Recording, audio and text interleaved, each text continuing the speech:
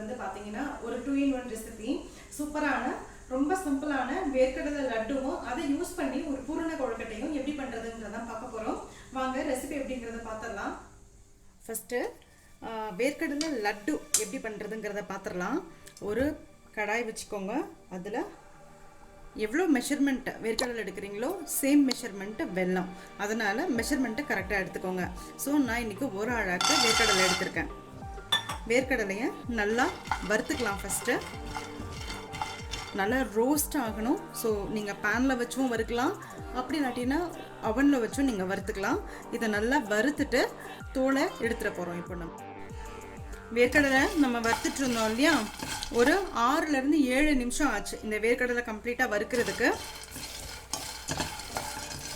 பார்த்தீங்கன்னா உங்களுக்கு அந்த தோலை வந்து அழகாக பிரிஞ்சு வருது அதுலேருந்து. ஸோ இதில் மஸ்ட் நீங்கள் வேர்க்கடலை லட்டு பண்ணும்போது நீங்கள் பார்க்கக்கூடிய ஒரு வேலை வந்து என்னென்னா, வேர்க்கடலை நல்லா கம்ப்ளீட்டாக ஃப்ரை ஆகிருக்கணும், முறுன்னு இருக்கணும். அந்த ஸ்கின்னெல்லாம் எடுத்துகிட்டு ஆறுனதுக்கு அப்புறமா நீங்கள் சாப்பிடும்போது நல்லா கிறிஸ்பியாக இருக்கணும். அப்போ தான் நம்ம நெய்யே சேர்க்காமல், ஒரு சொட்டு நெய் கூட நம்ம சேர்க்காமல் நம்ம வேர்க்கடலை லட்டு நம்மளால் பண்ண முடியும். ஸோ அது மட்டும் நீங்கள் பார்த்துக்கோங்க.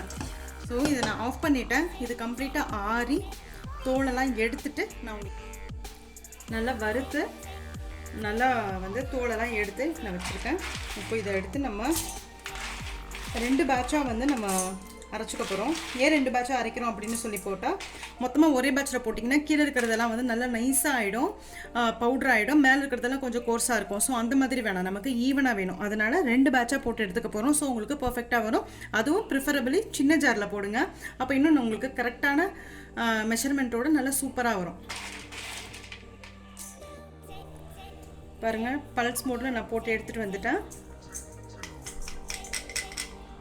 ரொம்ப பவுடராக அரைக்கக்கூடாது, நைஸாக. இப்படி பண்ணிங்கன்னா வேர்க்கடலை இருக்கிற அந்த ஆயில் வந்து வெளியே வர ஆரம்பிச்சிடும். அப்போ உங்களுக்கு கொஞ்சம் கசப்பு தன்மை வர ஆரம்பிச்சிடும். மோரோவர் செல்ஃப் லைஃப்பும் வந்து ரொம்ப இருக்காது. நெக்ஸ்ட்டு பேட்ச் போட்டுட்டு எடுத்துகிட்டு வந்துடுறேன். ஸோ இது 2வதும் போட்டு எடுத்தாச்சு. நெக்ஸ்ட்டு ஒரு அழகு வேர்க்கடலை எடுத்துருக்கோமா, ஒரு அழகு வெல்லம் போட்டு கை நல்லா ட்ரையாக இருக்கணும். இதை நல்லா மிக்ஸ் பண்ணிப்போம். இப்போ இதை மிக்ஸ் பண்ணியாச்சா, அகைன் ஒன் மோர் டைம் நம்ம பல்ஸ் மோடில் இது 2ஐயும் மிக்ஸ் பண்ணதை சேர்த்து போட போகிறோம்.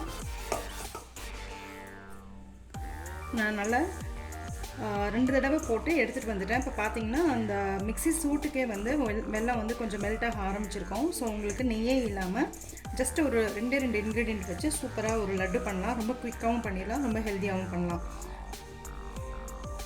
ஸோ இந்த கட்டி எல்லாத்தையும் கொஞ்சம் உடச்சி விட்டுட்டு நம்ம வந்து லட்டு பிடிக்க ஆரம்பிச்சிடலாம். பார்த்திங்கன்னா நான் வந்து ஒரு 17 லட்டு இந்த சைஸில் பண்ணி வச்சுருக்கேன். ப்ளஸ் கொஞ்சம் அந்த பூரணம் வந்து எடுத்து வச்சுருக்கேன். ஏன்னா நம்ம கொழுக்கட்டை 2-in-1 பண்ண போகிறோம். ஸோ லட்டு ஒன்று, இதே பூரணம் வச்சு கொழுக்கட்டை வந்து பண்ணுறது எப்படின்னு பார்த்துடலாம்.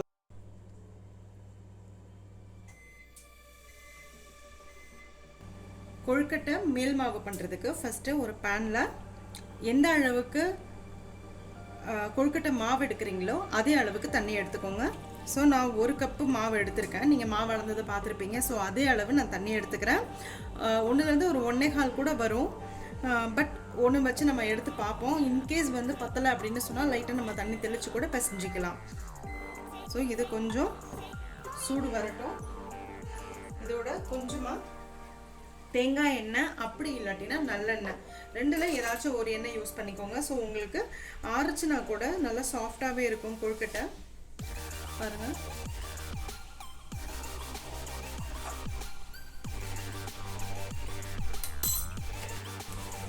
தண்ணி கொதிச்சிருச்சா, இதை சிம்மில் வச்சுக்கோங்க.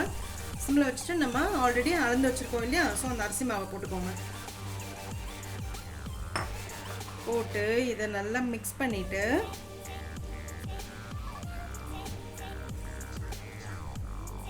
நம்ம அடுப்பை ஆஃப் பண்ணிடலாம். ஆஃப் பண்ணியாச்சு அடுப்பை. இதை நல்லா கலந்து விட்டுக்கோங்க.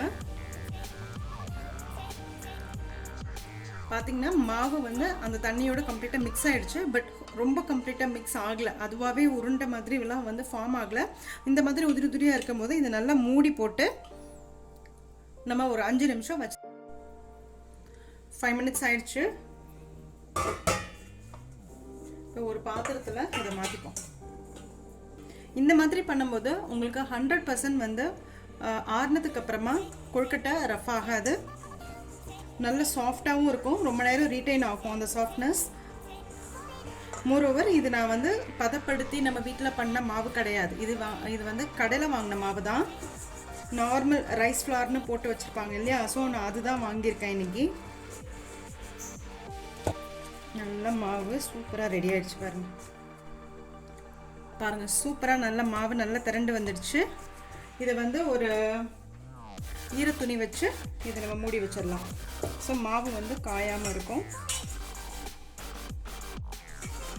கொழுக்கட்டை மாவு பிசைஞ்சு வச்சுருக்கோம் இல்லையா, அதை எடுத்துக்கலாம். நல்ல சாஃப்டாகவே இருக்குது மாவு, நல்லா கையில் ஒட்டாமல் வருது பாருங்கள். ஸோ எவ்வளோ உங்களுக்கு தேவையோ அவ்வளோ பெருசாக எடுத்துக்கோங்க.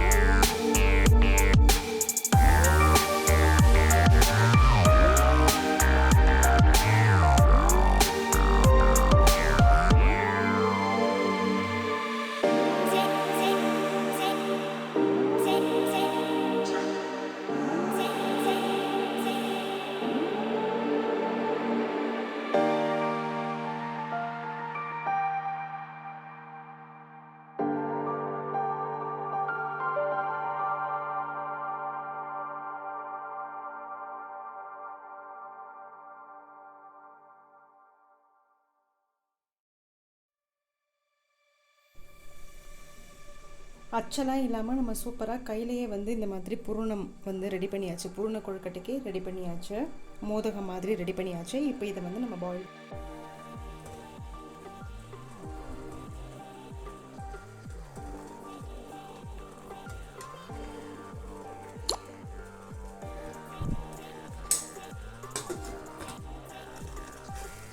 நல்லா கொழுக்கட்டை சூப்பராக வெந்துடுச்சு. இதை ஆஃப் பண்ணிடலாம் நம்ம.